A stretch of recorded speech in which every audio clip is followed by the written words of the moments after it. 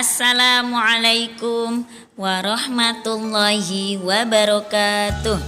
Sabilul Huda, taat, hebat, juara. Anak-anakku yang taat, hebat, dan juara, bagaimana kabarnya hari ini? Alhamdulillah ya, mudah-mudahan baik semua. Alhamdulillah bertemu lagi dengan pelajaran PAI dan Budi Pekerti. Insya Allah hari ini masih melanjutkan pelajaran yang minggu kemarin ya. Tentang apa ya? Ya, ketika bumi berhenti berputar. Masya Allah, bumi berhenti berputar anak-anak bagaimana? Namun sebelum kita ke pelajaran lebih lanjut, kita bersama-sama membaca basmalah dulu ya. Bismillahirrahmanirrahim. Baik anak-anakku sekalian, kita lanjutkan ya. Bagaimana ketika bumi itu berhenti berputar. Yang pertama adalah kejadiannya pasti. Hari akhir, kita harus meyakini hari akhir. Apa itu hari akhir? Pengertian beriman kepada hari akhir ya. Menurut bahasa, kiamat memiliki dua arti, yaitu kebangkitan dan akhir. Menurut istilah, kiamat berarti hari kebangkitan manusia dari alam kubur ke alam akhirat untuk menerima pengadilan dari Allah, atau hari saat berakhirnya alam semesta dan seisinya ya. Itu tadi menurut istilah. Sekarang arti iman kepada hari kiamat adalah meyakini dengan sungguh-sungguh bahwa suatu saat nanti alam semesta akan berakhir dan manusia akan dibangkitkan dari alam kuburnya menuju alam akhirat untuk mempertanggungjawabkan semua perbuatannya dan menerima pengadilan dari Allah Subhanahu wa taala. Kiamat pasti akan terjadi anak-anak sebagaimana di dalam Al-Qur'an surat Al-Hajj ayat 7 ya. Bismillahirrahmanirrahim. Wa anna sa'ata atiyatun la raiba fiha wa annallaha yab'atsu man fil qubur. Dan sesungguhnya hari kiamat itu pastilah datang, tidak ada keraguan padanya, dan bahwasanya Allah akan membangkitkan semua orang di dalam kubur. Ya, itu tadi dalil yang menjelaskan akan terjadinya kiamat.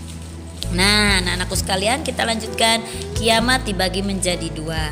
Yang pertama ada kiamat sugro. Apa itu kiamat sugro? Kiamat kecil, merupakan rusaknya sesuatu sebagian dunia fana sebagai matinya makhluk hidup. Sebagian ya, matinya makhluk hidup. Kalau yang kedua adalah kiamat kubro atau kiamat besar, merupakan hancurnya alam semesta beserta isinya. Itu tadi adalah kiamat dibagi dua, kiamat sugro dan kiamat kubro. Kita lanjutkan materinya anak-anak. Berikutnya adalah nama-nama hari akhir. Apa saja kan nama hari akhir itu? Baik, kita lihat. Yang pertama ada Yaumuddin, yang artinya hari pembalasan, di mana semua akan diberikan pembalasan tergantung amalan yang sudah kita kerjakan di dunia ya. Kemudian yang kedua ada Yaumul Hisab, artinya hari perhitungan ya, di mana nanti semua amalan-amalan kita akan dihitung oleh Allah Subhanahu wa taala. Kemudian yang ketiga ada Yaumul Haq, artinya hari yang pasti terjadi itu ya, sudah ditentukan oleh Allah Subhanahu wa taala. Kemudian yang berikutnya adalah Yaumul Ba'ats, artinya hari dibangkitkannya manusia dari kubur. Itu adalah Yaumul Ba'ats. Nanti biasanya dibangkitkan, dikumpulkan di padang mahsyar. Yang berikutnya ada Yaumul Hasrah, artinya hari penyesalan, di mana taubat tidak lagi diterima ya di hari ini. Kemudian yang selanjutnya adalah Yaumul Maklum, artinya hari yang diketahui secara pasti akan terjadi. Dan selanjutnya yaitu Yaumul Jaza, artinya pemberian pahala sebagai balasan amal baik yang dikerjakan. Itu tadi anak-anakku sekalian, sekitar ada 7 nama dari nama-nama hari akhir ini. Baik, kita lanjutkan ke materi berikutnya, yaitu tentang nama-nama surat Al-Quran yang berarti hari akhir. Apa sajakah? Yang pertama adalah surat Al-Waqi'ah, artinya kejadian yang sangat dahsyat. Yang kedua surat Al-Ghasyiyah, artinya hari itu kejadian sangat dahsyat meliputi manusia. Yang ketiga ada Al-Haqqah, artinya hari yang pasti terjadi dan tidak ada keraguan atasnya. Yang keempat ada surat Al-Qari'ah, artinya hari kiamat. Itu tadi nama-nama surat yang artinya hari kiamat. Kemudian selanjutnya adalah tanda-tanda hari kiamat. Apa sajakah yang menjadi tanda untuk hari kiamat ini?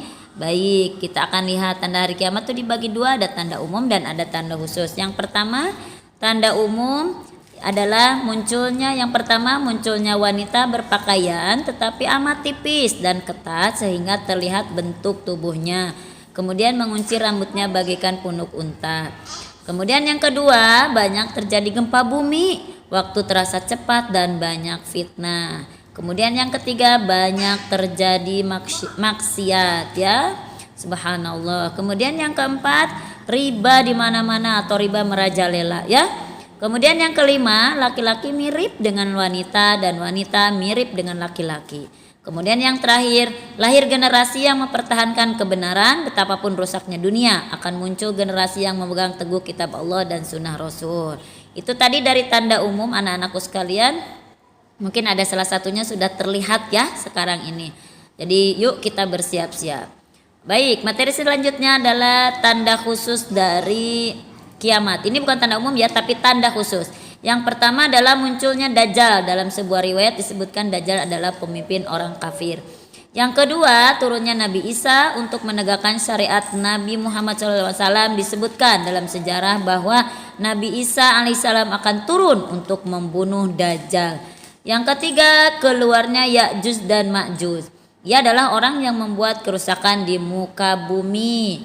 Kemudian yang keempatnya munculnya dabbah, yaitu sejenis binatang melata dan berbicara pada manusia.